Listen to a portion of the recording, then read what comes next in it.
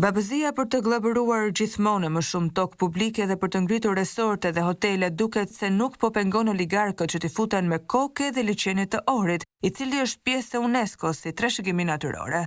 I denoncim shqetësues ka mbërritur në redaksin ton ku një qytetar denonson me pamje se liçeni tashmë ka nisur të mbushet me beton. Në pamje duket një betoniere dhe një punëtor që po zbraz material mbushës në breg të liçenit. Përshëndetje, pa ju shqetësuar, do doja t'ju tregonim shqiptarëve rreth punëve që na duhen dhe na mungojnë dhe djersën e mundin e oligarkëve për të ruajtur dhe mirëmbajtur këtë vend. Nuk dua ta zgjas.